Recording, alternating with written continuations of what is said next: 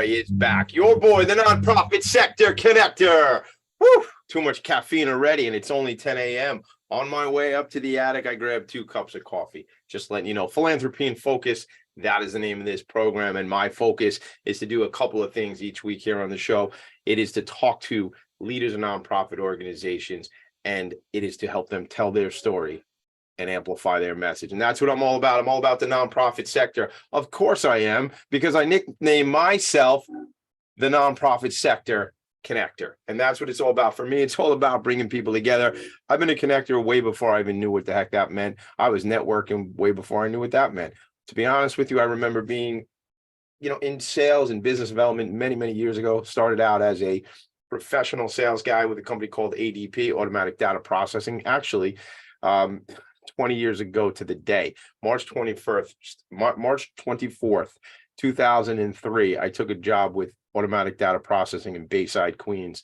And there began, really began what connecting for me would become.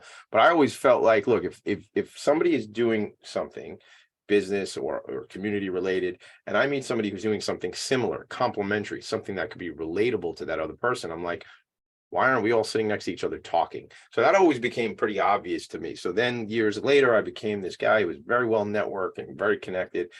And when I found my passion for the nonprofit sector, which is really this is a mission for me, I said, that's it. I am the nonprofit sector connector. And this show, Philanthropy and Focus, is a platform for me to bring my colleagues, my friends, my connections, my relationships who are leaders in nonprofit on the program, as I say, to tell the story, amplify their message. But really, it's about who is the leader, what is the organization, what are the programs, what's the impact, and how can we all help? How can I help? How can my relationships help? How can the other I am the nonprofit sector connector, but I know other nonprofit sector connectors, if you will. And how can they help? How can, I'll be honest with you, I was on the phone with my buddy Brendan Levy last night, Queens Chamber of Commerce. If it wasn't for Brendan Levy, I don't meet today's guest, Justin Rodgers from Greater Jamaica Development Corporation. By the way, good morning, Justin, as I'm ranting. Good morning. How are you, man? Good, Tommy. Good morning. How are you? I'm doing incredible. I'm doing great. Thanks for asking. We met at the holiday party at the Queens Chamber of Commerce, and I was like, dude, you don't know me. I'm Tommy D. You should come on my show so we could tell the story. And now 3 months later, actually, that was right around the 23rd, 24th of December. So that's how it took us to get here. So I'm glad we're here. It feels like sometimes when we pitch these things out that they're going to be, that's so far in the future. And then it's today, right? And then it actually, and then it is the day, how it all. So we're going to get into a deep conversation about your background, the organization. The last piece I'll make, I talked to Brendan last night, and, it's funny because it's all about the connections. It's all about the relationships. So Brendan, too, is a connector. He thinks about how can he make people get together. Brendan's role, gang, aside from being the lead singer of the Tommy D jingle for the show, which you'll hear when we come back from commercial break later on, but he also is the business development manager out of the Queens Chamber of Commerce. I work very closely with both Brendan and Tom Gretsch, personal buddies and friends of mine. Tom Gretsch, the CEO of the Chamber, who's been on this program, Philanthropy and Focus. And for me, to have folks like that I know, just as for instance, I reached out to both those guys the other day because I'm involved with the New York City Imagine Awards, which Justin, maybe we'll get into a little bit about the Imagine Awards today, but I'm involved with the Imagine Awards, and we're looking to increase the committee for the Imagine Awards. So listen, if you are somebody who's an influencer to nonprofits, if you support nonprofits, if you love nonprofits, and you want to be involved with the New York City Imagine Awards and helping us get the word out, let me know. Tommy D at philanthropyandfocus.com. PHOCUS, that's my email, philanthropyandfocus.com, PHOCUS, how you spell focus. And then if not, get me on the social stuff, tommyd.nyc. But it was just a matter of reaching out to Brendan and Tom at the Chamber and saying, hey, I'm looking for some other relationships, some community-based folks. Maybe you could help me with that for the for the New York City Imagine Awards. I mentioned Long Island right there real quick, but the Long Island Imagine Awards, the event comes up in April. So look, Justin, I want to make this about you. I want to make this about the organization. I'm going to read real quick. The Greater Jamaica Development Corporation is a 56-year-old community development organization that promotes responsible development in downtown Jamaica and Southeast Queens. We are also a community development financial institution, or CDFI, that provides loans to small businesses in Southeast Queens ranging from $1,000 to $300,000. that stood out for me when I was reading that, the other day, just because, those are micro loans, right? Those are small loans that business people might need to get started, small projects, things like that. So we're going to dive into that. But I want to read just some of your stats, and then I hate to tell somebody else's bio. So I want to hear the story from you about you, who you are, the whole thing. But magna cum laude in economics from Florida A&M University, master's degree in management and business from Adelphi University out here on Long Island, and received numerous awards, including the Queen's Courier. Shout out to Vicky Schneps and her son and the whole team over there. But Queen's Courier Rising Star 40 under 40. That is a group I can no longer be in myself, Justin, because I'm no longer under 40. But I was I was a rising star with Vicky and the team. City and States, Queensborough Influential 50, and Crane's Notable Black Leaders. Just really, look, leadership, right? That's what we talk about on this program a lot. We talk about leaders, we talk about the impact. And most of the leaders who come on the show are like, hey, man, it ain't just about me. It's about my team. It's about the support. It's about the volunteers, about the community. And I'm sure you're going to tell me the same thing. Yet, my argument is, yes, but you need a leader. You need somebody on the front, at the front lines. So without further ado, let's dive into it. Let's talk about your background. We'll get into Greater Jamaica, and then we'll just keep it moving throughout the show. How's that sound? Sounds good. All right, man. Tell me about you. Where do you come from? Where'd you grow up? What's the story, man? So, born and raised in Jamaica, Queens. All right. I actually went to Cardoza High School in Bayside. Sure. And, I actually started at Greater Jamaica 17 years ago. Well, excuse me. April, I think 6 will be 17 years. So I've been here for 17 years. Wow. I think the reason why, I know the reason why I'm still here is the fact that it's my community, and, I'm definitely making a difference in my community. So, my intention when I first got here almost 17 years ago was never to be the president and CEO. It was just to help the community, and I'm still here. What did you start out? What was the role you started out as? I mean, had come out of school at that point, or you were still in school? Talk to us about that. No, I had come out of school and I was working actually doing community development in the South Bronx. Okay. An organization called the Sports Foundation. And I received another job actually at the city council, and then a job opened here, which was it was managing 2 programs. One is the New York City, now it's called the Industrial Business Zone Program, IBZ program. And then at the time, the state had a program called the Empire Zone program. And those 2 programs were basically tax credit programs to not only attract businesses to New York City, but also to help businesses expand in New York City. So I managed those 2 programs for, I think, 2 years or so. Wow. Yeah. So again, never really, as you say, kind of had eyes on being at the top of the heap, being all the way up top there. But again, it's that work you do in community. It's that work you do on the front lines that, people recognize. I mean, I know in my notes here in June of 22, you were unanimously voted president and CEO of this organization. And that just that's one of those things. And again, I can't speak to the organization, but I just know in other walks of life, in my experience, sometimes it becomes apparent exactly who is going to be in those roles because of the work they've done and the commitment they've made. And in your case, it sounds like that. So what was there something, I mean, I know you have background in construction and some real estate background, things like that. Did you always know like nonprofit was going to be the thing? I mean, when I say nonprofit is such a big number. It's such a big range, because I was writing this down earlier. Healthcare organizations are nonprofit, social services are nonprofit, educational organizations are nonprofit. I mean, Greater Jamaica Development Corporation is a nonprofit organization, but at the end of the day, like we know, these are all businesses, right? So I guess my question is not, did you know you go into nonprofit? Did you always feel like you'd be community involved, I guess is a better way to say it. So just to start off, I found out about this job 10 years ago through the great Spigner. Okay.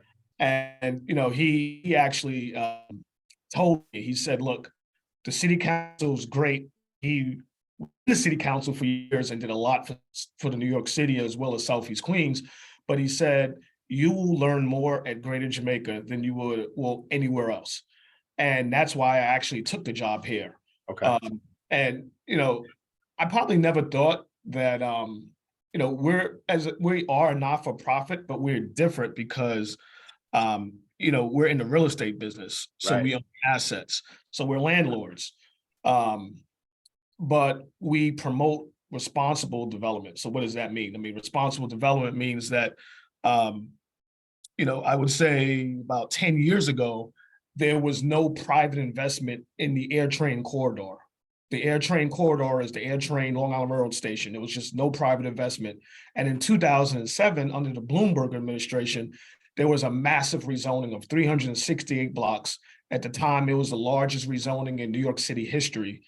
And there was an upzone. So I don't want to get into details, but basically height limits went from 20 and 30 feet where you could build up to 290 feet.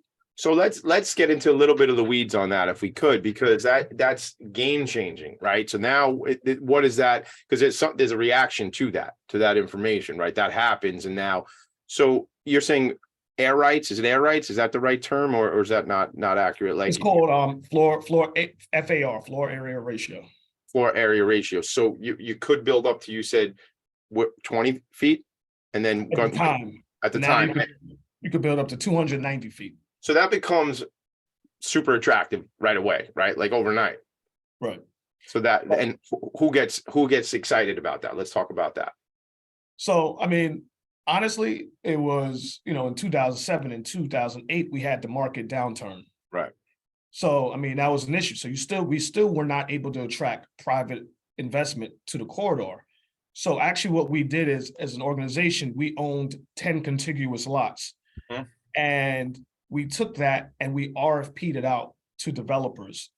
And we did that to facilitate development and private investment interest in the corridor.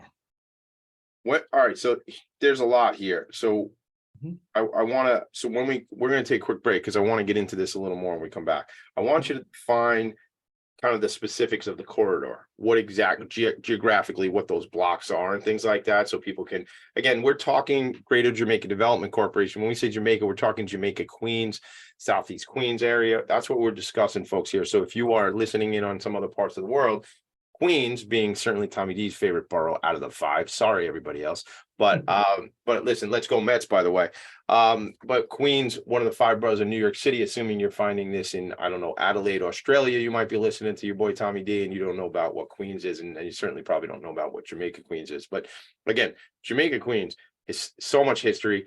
So, so many famous folks come out of Jamaica, right? And, and we can maybe get into some of that today.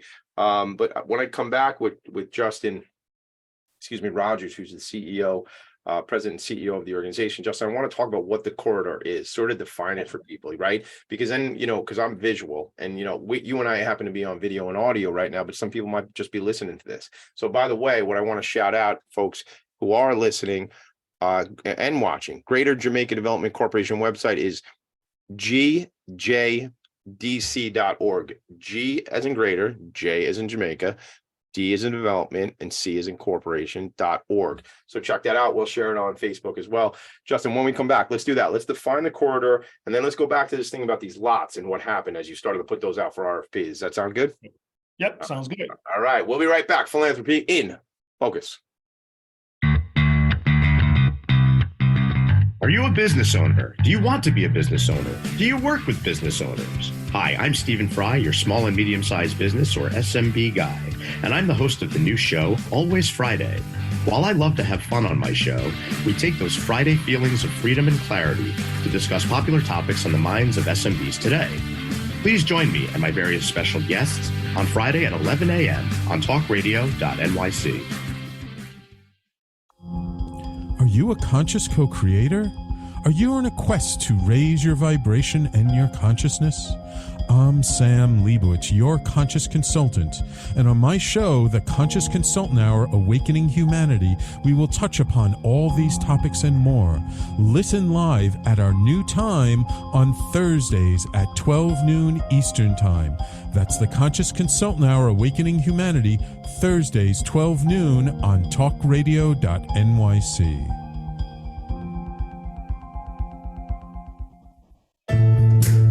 How Are you on edge? Hey, we live in challenging, edgy times, so let's lean in.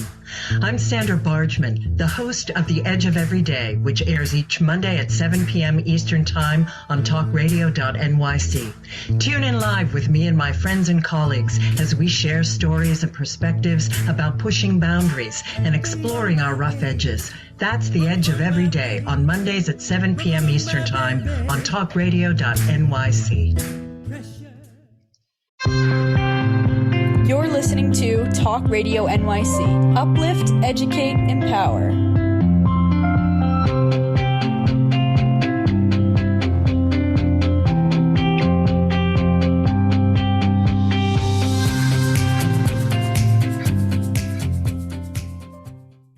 Nonprofits need connections to move in good directions. So cut through all the static. Join Tommy in his attic. That is my uncle, Brendan Levy, singing that tune. What a ditty. What a ditty. I think, and in honor of, having Jamaica Queens represented here on the show, I've been telling my buddy Mick Collins, we do need a hip hop version of the Tommy D theme song. Mick, I see you on Facebook. I see you out there sharing the information for Greater Jamaica. So what do you think, man? Maybe there's a hip hop version of the Tommy D show song. So I'm calling out all Queens-based rappers who want to partner up with Tommy D. Would love all of you to drop some bars for philanthropy in Phocus. Justin Rodgers, welcome back. Welcome back from the commercial break. So listen, let's break that down. I mean, right before break, we talked about let's just take a real high level. Define Greater Jamaica Development Corporation. Talk about the corridor and talk about what the project was with these 10 blocks that you were able to put out for RFP. So what we call the Air Train Long Island Railroad corridor is basically Archer Avenue and Supton Boulevard. And Supton Boulevard runs north-south and Archer runs east-west. So Jamaica is the largest long LIR station outside of Penn Station. Yep. So the Long Island Railroad has 11 lines. Yeah. 10 of those lines pass through Jamaica. Change at Jamaica, right? That's Exactly. Anybody who's hell Exactly. forever. I grew up, I was on the Hempstead line, so you'd come out of the city, I'd change at Jamaica for Hempstead, change at Jamaica for right? I mean, we always know that. Yep. I'll tell you, look, real quick thing. The other day, I went in and I took the train from Bayside, Queens. You mentioned Cardozo before, but I took the train from Bayside and I took it to the new Grand Central Madison situation. Holy cow, game changer, because I was going to that part of town. Like it was, you know what I mean? Like versus trying to figure out, I would have walked a mile and a half or whatever, figure out another way over there.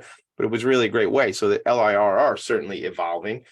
So Archer, the Sutphin, that's the corridor. Thank you for defining that. So let's jump back in. Yep. So, you have the 10 out of 11 Long Island Railroad lines. The only one is Port Washington, which is northern Queens. And then you also have the air train to John F. Kennedy Airport. So basically on a daily basis, you have over 500,000 passengers passing through Jamaica, that corridor daily. Yeah. A lot of opportunity, a lot of eyeballs, a lot of dollars coming through, I bet, as well. Well, that's the thing. We want to actually see more dollars. So we want, we don't want to be a pass-through point. We want to be a destination. Yeah. So that, and this didn't happen, in the last 6 months. I mean, this is Jamaica has been, just kind of frame of reference for you and I don't know if we talked about it and as much as this is a promotional show for your organization, it's you and me just chatting and kicking it and chopping it up, right? So I grew up working for ADP, as I mentioned. Ironically, today's 20 years ago I took that job, but Southeast Queens was my territory. So Jamaica proper, Cambria Heights, Laurelton, Springfield Gardens, down to JFK Airport. I think I told you this the other day. I spent a lot of time, working in the area, and there's been an evolution over the years for sure, right? There's a revitalization. So maybe we could talk about that, even historically, and then how it's kind of evolved now. Yeah. So I mean, Jamaica in the 1920s and 1930s was basically the shopping district of Queens. At the time, you had three major department stores. You had Macy's, Mays, and Gertz. Okay. And starting in the late 1960s, you started to see some of the department stores leaving, and then people actually started to move out east towards Long Island. That's one of the reasons why 56 years ago, Greater Jamaica was formed. Was in the reaction to what, or the response to what? What was the So you had banks, you had not only people leaving, moving out east, but you had all of the major banks leaving as well. And basically it was just development in the late 60s, early 70s in Jamaica. I think there was only one department store left at the time. Okay. We were formed in 1967, and how we were formed was our founder and first president, Carlisle Towery, actually worked for the Regional Plan Association, which is a think tank. And he wrote a thesis on downtown Jamaica. And the business leaders in downtown Jamaica thought it was so great that, they wanted to form an organization to try to actually implement what he said in his thesis. Sure. And that's how we were actually formed. That's awesome. What a great story. Really just the history of the whole thing. And the piece of, you're with me, right? Yep. Yeah. All right, good. All right, good. So just the history of the organization. I love those stories because, it takes a leader or a team of leaders to really have a vision for something they want to do into the future. And I mean, for the organization to be sustainable all these years later and continuing to make an impact, that's super impressive, right? I always tell you, I got to pause 1 second, everybody, because I remember when I was a little kid, we went to Walt Disney World, and there was this guy, this little character called Figment. And it was about a figment of your imagination. And I never intended on telling anybody this story about the Figment, but if you Google it, you might find it. Walt Disney World. It was probably in the, I don't know, the early mid 80s, I guess, 1980s. And he was a character, but it was like telling the story about having a figment of your imagination. My point is this: Philanthropy and Phocus was just an idea. It was just a figment. It was just something I imagined doing. And now, boldly, I'll say it's a bit of a movement. It's making an impact. It's highlighting and spotlighting nonprofit organizations for the work they do. Carlisle Towery was his name, right? Yes. This was an idea he had to make an impact, and 56 years later, it's still going. So I love those stories. So my point of that for you all who are listening, if there is some burning desire that you cannot get out of your head, just freaking do the thing. Try it out. It may not work exactly. It won't work exactly the way, I promise you, it ain't going to work the way you thought it was going to work at all. And that's okay, because you tried something, you iterated, you figured it out. You go, well, that ain't the way to do it. If I'm not mistaken, Edison with the light bulb, they say, I wasn't there, but they say he found 10,000 ways not to make the incandescent bulb before he figured out the way to do it, right? So this is what it is. It's about trial and error. And unfortunately, I believe in our society, we've said failure is a bad thing. Failure is not a bad thing. It's just a way we figured out that ain't the way to do the thing you were trying to do. Anyway, I will try to bring it back to my conversation with Justin, but I try to inspire as we have these meetings. So let's dive in. Let's jump in. Where do we programmatically, what are we talking about, man? What does this do for the community? How does the organization impact the community? And obviously we want to talk about this co-working space as well. So I'll stop interrupting to the best of my ability. You take it away. Tell me the story about the programs and stuff. No, so let's just jump back into the housing. So Yeah. we put out the RFP. It was 10 contiguous lots. And, we received some proposals, but we always look at proposals to figure out what's best for the community. So what do we mean by that? In the RFP, we had certain income levels that we wanted the developer to meet. And, we found that mixed income projects ranging from, I guess, 30% of the area median income all the way up to market rate, and having people live together is one of the best solutions. And I can tell you, so now we have a $420 million project. It is 28 stories, 669 units of mixed income housing in 2 towers, and we have 40,000 square feet of retail. Wow. So, and look, you have anywhere from homeless up to market rate. in that project. I love that stuff too, man. And I, I don't know if you're familiar with TSINY, Transitional Services for New York. So Dr. Larry Grubler he was a second ever guest on the show, and I quote him a lot because shout out to TSINY. Dr. Grubler came on the show. That's an organization that serves 4,000 individuals with mental health issues in the 5 boroughs of New York City every year. I love them, tsiny.org. But Dr. Grubler came on the show, and he had said on the mental health side, excuse me, he had said, Tommy D, we all need help. We all need support at different times. And I just do that as an aside. I just need everybody to know that from a mental health perspective, we got to keep having that conversation.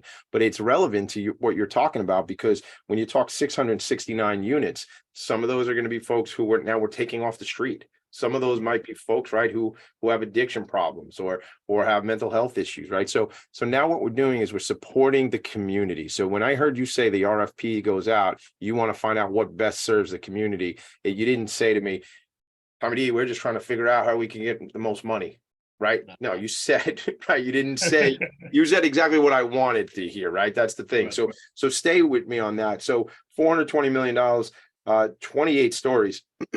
Again, Jamaica never went that high, right? That's big, man. That's like, it's going to start. And you got the rail there, right? So isn't that and you got the air train there.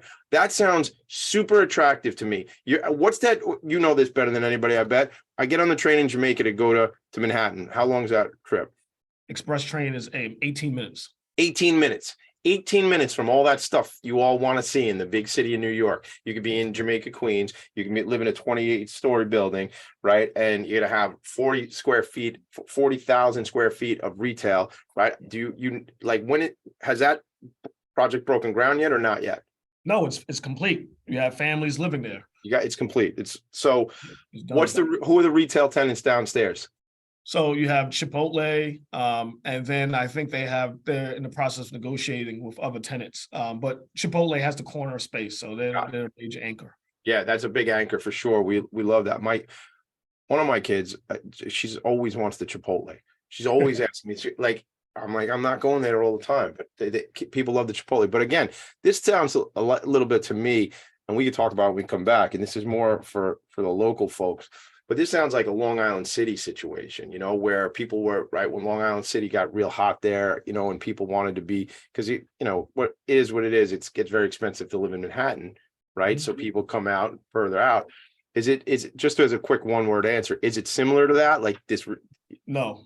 Okay, perfect. We'll hear that. But that's a perfect answer. It's cheaper. It's cheap. We'll hear more about that. I love that. We'll be right back. All right, Philanthropy Focus. Are you passionate about the conversation around racism? Hi, I'm Reverend Dr. TLC, host of the Dismantle Racism Show, which airs every Thursday at 11 a.m. Eastern on talkradio.nyc. Join me and my amazing guests as we discuss ways to uncover, dismantle, and eradicate racism. That's Thursdays at 11 o'clock a.m. on talkradio.nyc. In a post-COVID world, you may have many unanswered questions regarding your health. Are you looking to live a healthier lifestyle? Do you have a desire to learn more about mental health and enhance your quality of life? Or do you just want to participate in self-understanding and awareness? I'm Frank R. Harrison, host of Frank About Health, and each Thursday, I will tackle these questions and work to enlighten you. Tune in every Thursday at 5 p.m. on talkradio.nyc, and I will be frank about health to advocate for all of us.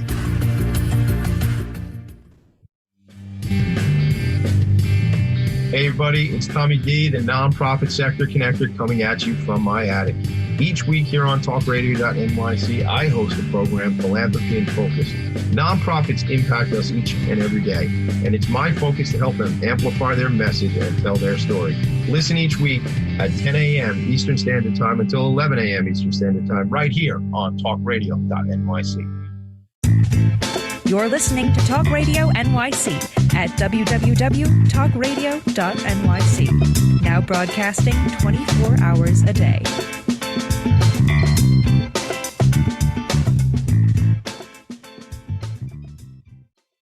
Nonprofits need connections to move in good directions. So cut through all the static. Join Tommy in his attic. And we are back. So dramatic, Tommy D. All right, so let's jump right back in. So I started going on my whole tangent about Long Island City before this. The answer is this is different. Tell me about the gentrification of this community. Tell me about the impact. Let's jump right back in. I know you're here to tell me about the project. Let's do it.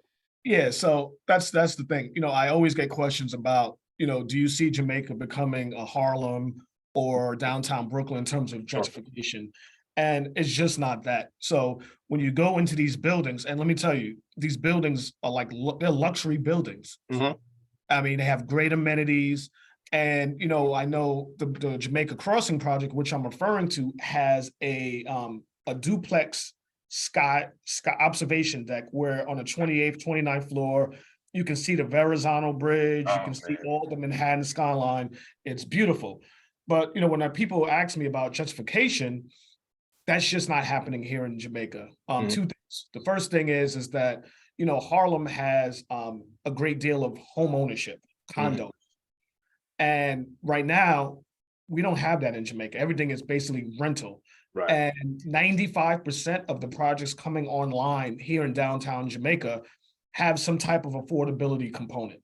So, there's no gentrification. I asked people, it was like, when's the last time have you walked on Jamaica Avenue, or when have you walked on something? Because you'll see that gentrification just isn't present here in downtown Jamaica.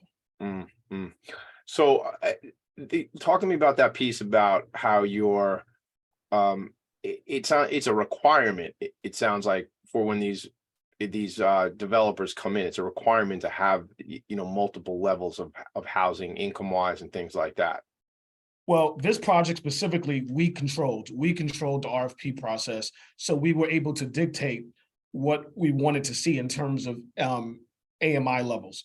We can't, some projects as of right, so we don't have control over those projects, but I can tell you that they're now in that air train Long Island Rural Corridor. Yeah. Not only is it this project, but there's a developer, Artemis, has two projects as well. They started out with a 380 unit building, which is also, I think, 26 stories. And then that project was so successful, across the street, they built another 540 units. So in the corridor alone, you have about 2,000 units, and all of those 2,000 units are mixed income. That is so important, because again, like, and I made the comparison, and then you backed up it is not a good comparison, but we're agreeing with that, compared to Harlem or downtown Brooklyn, because, in those scenarios, what tends to happen is different folks, new folks come in, right? Some money comes in, and then those folks who have lived there for many, many years are out. They end up getting pushed out. And that's obviously, from what I'm hearing, culturally, that is not what your organization wants. It's not what the community wants, right? We want to improve opportunities for folks who are in the community, not have all their money come in and then, our people in the neighborhoods are pushed out, right? I mean, that's the goal. That's the effort. Right. So when you review projects, is it a committee? I assume it's some sort of committee.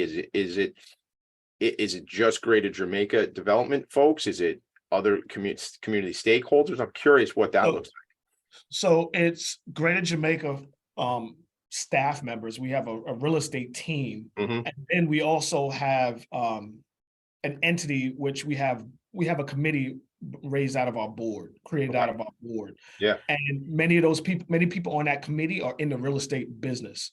So they work with the real estate team to analyze proposals. So some of those folks, you're saying they're not employed by GJDC, but they're in the private sector, and they're committee members. Are they board members as well, or some are board members, but some are not? Okay, cool. Awesome. Again, what's better to have the specialists in community that can really bring back the data points? Not to say your team doesn't have the data points, but there's that collaboration piece that's always important. So I want to hear about, because you and I talked about, if it's good with you right now, to move on to the co-working, the Nexus, because I haven't seen it. I want to come out. I'll make sure to come out there in the next few weeks, because I want to come for a tour. Maybe we'll shoot some videos, do some cool stuff. But tell me a little bit about that. How does that? Who's there? Meaning, is it business? Is it community folks? Like, what's it all about? So we, as I said, we're in the real estate business, and we actually have our headquartered building, which is located on 161st Street. Funny story, but it's true story. Our headquartered building was donated to us in 1980 by Fred Trump, Oh, is that right? Donald Trump's dad. The original. Original. Yeah.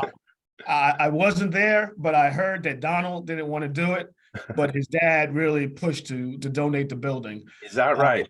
Wow. And at the time it was 50% occupied. Mhm. So it was donated to Greater Jamaica. We had to take out traditional loans, renovate the building, and then after that, we were able to attract not-for-profit tenants.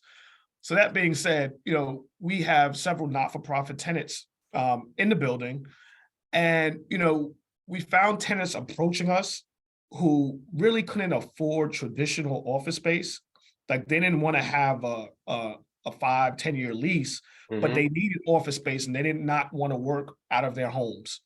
So my predecessor, Hope Knight, really said that, I think it's, and who now heads Empire State Development Corporation. Is that where I knew Hope before years ago. Yeah, that's where she is. She's at Empire. Yes. Okay. Yeah. So, she said, we were strategizing, what could be done. And we thought that co-working space be the key.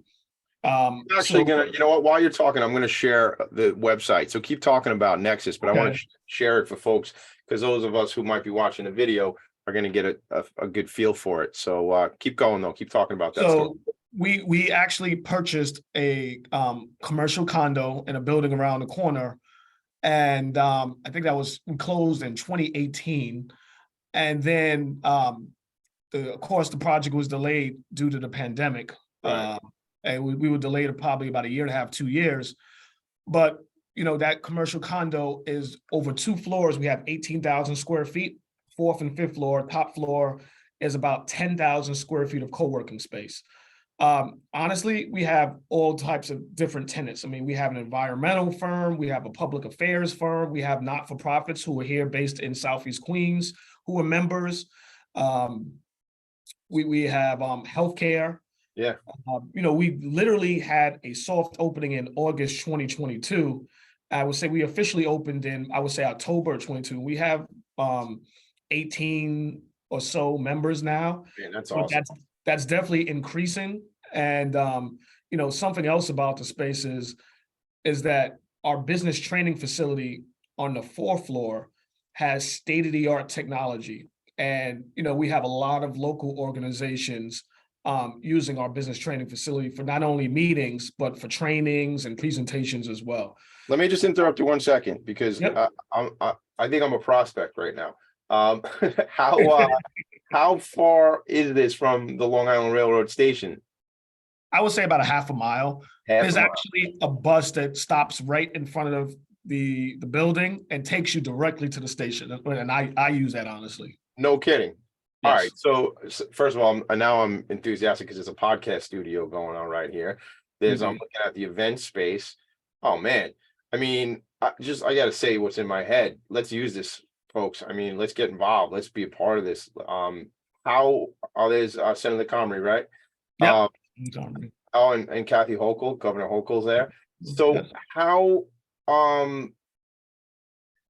how involved are you with the Queen's Chamber on something like this? Because this just seems like something that they could really help to support. I mean, I know we're live on a show right now, but I'm just wondering. I mean, I want to make sure they support this and help you out. I'm sure they are involved. Yes, Tom has been great. Tom at the chamber has been great. They actually had an entrepreneur contest where they had entrepreneurs who and bid on basically space here. And I think they selected 4 entrepreneurs who now work out of the space. And the Queen's Chamber actually pays for it. I love that. All right. So check out, gang, that website specific. It came off of Greater Jamaica, but Greater Jamaica's website, but go to the greaternexus.com. I'm not kidding, man. I mean, I need it. Sometimes when I'm in Queens, I need somewhere to crash and do some work and things like that. You got these daily rates, $30 for a day. So, if you're a road warrior and you're just coming through and you need somewhere to kind of to get some things done, get some work done, you have $300 a month. That gives you unlimited access to the workspace.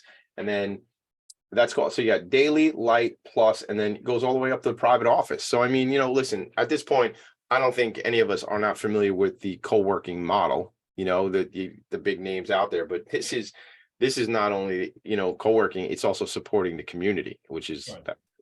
that is so great. Events, what are you thinking about events and stuff like that? Obviously, I saw that room with all the seating and things like that, educational stuff. I want to ask you about events, but I mean, it's only been 4 or 5 months, right? You said the soft kind of opening in August, but really October was it? Yeah, we've had tons of events since we opened. We partnered with Ponce Bank on basically a financial literacy series to help people in the community learn about investing and investing with their money. Last night we had our second annual Women's History Month event there. We had over 100 people. We had some great honorees. We had someone from the local NYPD precinct, Khadijah. We had Michelle Starter. We had Queens Deputy Borough President Ebony Young. And then we had Deborah Rojas, who is an architect and planner. We actually honor her as a small business. I love that. I love that. We gotta recognize our community leaders for sure. And our community leaders are not only the politicians. Our community leaders are those folks in the small, medium-sized businesses that are changing the world, right? We always hear about Main Street and how important Main Street is for our communities, and it is those Main Street business owners. And I want to be part of these things when you have them going on, man. And please share with me as we go forward and continue to develop our relationship, any of these events that are out there. So I'll watch social media for you guys and sort of we'll go back and forth. But please, your team, I just leverage me, utilize me to get the word out on this stuff as well. So yeah, absolutely. So anything you want to tell me more about the Nexus, or you want to keep kind of focus on a couple things? No, I mean, I definitely hope that, as the weather starts to improve and it gets warmer, I do see that we've been getting a lot more drop-ins. People who just drop in, they don't want to work out of their home. They'll come get a daily pass and drop in.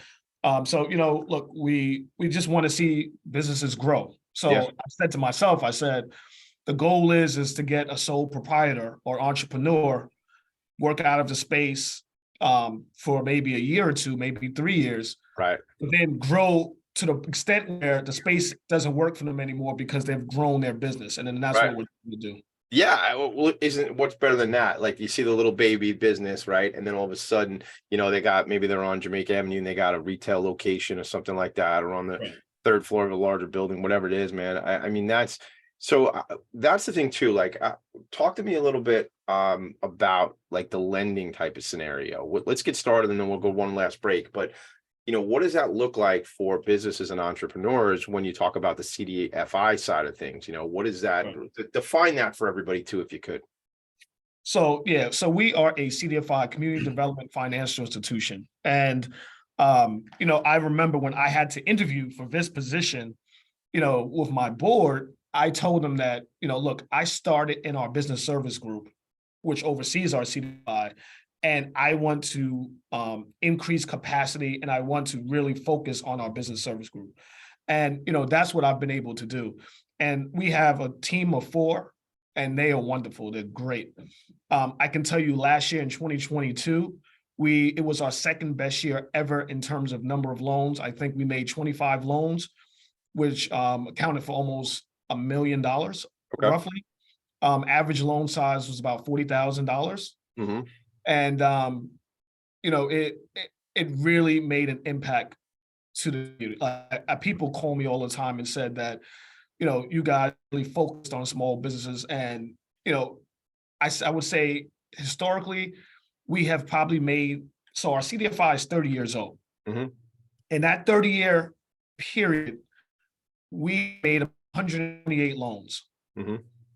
The majority of the loans, I say majority, I think it's somewhere like 110 loans, have been made in the last 5 years. Is that right? So again, it's a real shot in the arm, but to push and kind of boost things. But I think it's like, in terms of the need is there. We know that. I mean, when you talk $40,000 loans, I mean, it's even said, I think I said it in the opening, these loans could be as low as $3,000. So some of that, I mean, can you give me an example, not using names or anything like that, but some of these are for working capital, right? Like, I think I made a kind of a cute like joke in the video about this. I said, maybe somebody needs a new pizza oven, or Right. is it like that sort of basic fundamental stuff? Yes. Yes. I mean, and the thing about our CDFI, and there are over 1,000 CDFIs nationwide, but the goal of a CDFI is to make those type of loans that traditional banks will not make. Right. So, we make loans, credit scores, we've made, loans to people with credit scores in the 400s and 500s. Mm-hmm. And, I don't knock on wood, but Right. we have, we have a very good, people pay us back, we Right, don't. but again, you're underwriting as well. You're underwriting something, right? Right. It's not. We're up against a break, so we got to take a break. We'll come back in a minute. Well, we're not going to take a break just yet. So, Dylan, hold on a second. But I would say there is an underwriting process, right? You're looking at the viability, the sustainability of the business, right? At the end of the day, it is a lending institution, so you want to get the money back. It's not a grant, it's not a gift. So, and at the same time, you have certain ways you're able to look at things differently than a bank would. Banks might say right from jump, that's not happening because of the data you're giving me just says no, right? But Right. this can be managed differently. So I did kind of put us right up against the break. So let's do that. Let's jump to a break. We'll come back. It'll be the last segment. So I want to leave it all on the field. Justin, I want to just, anything you need, who you want to connect with. I obviously look, I see through the pictures and stuff, you and the organization are connected at a very high level, but who else can we connect you with? What are you looking for? Are there corporates? Are there people that you'd say, like, just as an example, you said Chipotle's on the first floor there. Are there certain retailers that you think would really perform well and would be a good partner? Things like that. So give that consideration while I go to quick break. Anything like that you want, we'll leave it out on the field. Justin Rodgers and Tommy D, Philanthropy and Phocus. Hey everybody, it's Tommy D, the nonprofit sector connector, coming at you from my attic. Each week here on talkradio.nyc, I host the program Philanthropy and Phocus. Nonprofits impact us each and every day, and it's my focus to help them amplify their message and tell their story. Listen each week at 10 a.m. Eastern Standard Time until 11 a.m. Eastern Standard Time right here on talkradio.nyc. In a post-COVID world, you may have many unanswered questions regarding your health. Are you looking to live a healthier lifestyle? Do you have a desire to learn more about mental health and enhance your quality of life? Or do you just want to participate in self-understanding and awareness? I'm Frank R. Harrison, host of Frank About Health, and each Thursday, I will tackle these questions and work to enlighten you. Tune in every Thursday at 5 p.m. on talkradio.nyc, and I will be frank about health to advocate for all of us. Are you a conscious co-creator? Are you on a quest to raise your vibration and your consciousness? I'm Sam Leibowitz, your conscious consultant, and on my show, The Conscious Consultant Hour, Awakening Humanity, we will touch upon all these topics and more. Listen live at our new time on Thursdays at 12 noon Eastern Time. That's The Conscious Consultant Hour, Awakening Humanity, Thursdays 12 noon on talkradio.nyc. You're listening to Talk Radio NYC at www.talkradio.nyc. Now broadcasting 24 hours a day.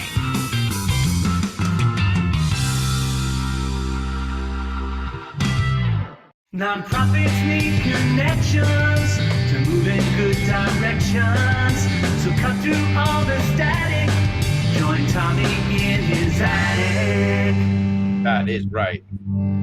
That's where I go pretty much every day. I walk up 2 flights of stairs. Right above me is the roof. This is the attic. Your boy Tommy D, Philanthropy and Phocus. Oh man, I try, Justin. I try to make us laugh, in serious times, right? You have to, yeah. Got to, man. And so who knew, 3 years ago, almost to the week, almost to the day that I was relegated to my attic, and I would just go, I'm in the attic, I'm in the attic, I'm in the attic. And now it's like I've been telling people for 3 years. If you guys aren't picking up what I'm putting down, 3 years ago, COVID was like a thing. That's when it started. All right. So I want you to touch on something you and I were just putting in the chat out there, but I just want to say really on the website, go to this website. There's so much data here. Greater Jamaica Development Corporation. The website is GJDC. gjdc.org, but I see the real estate is talking about the crossing that you talked about, Hilton Garden Inn, Station Plaza, it's funny, there's the last thing that says Parsons Garage RFP. I remember, and I know I said this to you because it was something that stuck in my head. I know I said it to you right around the holidays when we met. I was like, yeah, you guys own garages, right? Like, because I think historically, I remember through Hope and other conversations over the years, that was something that you guys own parking garages in the area. Correct. Yeah. So just a quick example of the RFP is that, we're taking an asset and then we're trying to spur development. Right. Something very specific to that RFP is that, as I said before, almost everything coming online in downtown Jamaica, it's incredible. It's almost 10,000 units are all rental. Yeah. So, we want to see home ownership because nationally there's definitely a racial wealth gap. And we want to see hopefully 20% of the units in this new project to be affordable condos. Yeah. For people who currently live in the community. Got it. Because that becomes game changing, because that becomes a generational situation, right? A wealth situation, home ownership versus the rental, where did the money go? Well, Right. It was rent. So yeah, so that's critically important to know. So tell me about, you did mention something about, that CDFI coordination with the chamber. Shout out again to the Queen's Chamber. You want to mention really anything on that? And then we have a great relationship with the Queen's Chamber, and I spoke to Tom, and there's members of the chamber that actually need financing. So we created a partnership where we could use our CDFI to help finance members of the chamber as well. Love it. And look, we have enough money, so it's like, we're not shifting money to the chamber and taking away from Southeast Queens. We have enough money, and I'm in the process of actually talking to several banks to increase our capacity, our lending capacity as well. So that's awesome. All right, good. So that's good to know, and that's good because, again, yes, Jamaica focused, but also we got Queens, right? And we want that could ripple out. So all right, so let's talk about what do you need in the sense of how can we help, that sort of thing. I would definitely say, we definitely need members in our co-working space, Greater Nexus. Yep. So usually, we've gotten great publicity, but people don't know what's there. And I can tell you, when people, once they come into the space, it sells itself. Yep. It's great space. We have great technology in the space. And it's in a great environment to work in. Every once in a while, if I have time, I work out of that space. I would too, man. I would think it's because there's got to be good vibes there. There's stuff going on, things happening, right? Yeah. So I would say that, and definitely to promote our CDFI. We're trying. We don't make any money with our money just sitting in the bank. We want to lend it out. Right. And in this economic climate, there's a lot of uncertainty, and businesses need help. So that's what we're here for. We're here to help. And Aaron, Vivi, Ian, and Adam, that's our business service team. They're great. They were great to work with. So let's shout out how to get in touch with people while we're talking about that now. Aaron and BB, I think you said, how did they go to the website? Do they call 718-291-0282? Like, what do they do? Go to our website, or they could actually call the main number, and then they'll be transferred to the team. Good. All right, cool. All right. How about any sort of other connections that you've thought about, whether it be a direct specific person or a specific company that you guys like to get into? Again, if you don't have them offhand, it's okay. But I just think if there's anything, this is an opportunity. Yeah, nothing comes to mind offhand. I do want to say that, we do have an annual gala. Our annual gala is November 15th. At a place called Second, which is located on 6th Avenue. It's within walking distance of Penn Station. Our gala is great because it's a great networking event. So, we honor people, but our program is only 30 minutes. I want to find out about networking myself. I don't know much about it. Maybe you could maybe somebody there could teach me how to do it. Nah, you're a great networker. Oh, come on. Go That's on. how we met. Go on. Tell me more. Tell me how great. But I love what I had to get a joke in there, but I don't want to miss what you just said. a half-hour program, gang, and the rest is schmoozing, network, chop it up, meet the people, trade the cards, build a relationship, right? You know, we all know a lot of events that we've gone to that drag on and on, right? And I think that's critically important and very thoughtful by you and team to realize that that's not the best way to present. So I want to leave everybody with kind of a final word from you and then a final word from me. So anything you want to share, CDFI is important, talk Nexus. I came up with an idea. Shout out to my friend Emma Levy, daughter of and professional photographer and filmmaker, daughter of Brendan Levy. But I'm thinking Emma and I come by, right? We do a Tommy D on location. You and I walk through Jamaica. We walk over to the Nexus.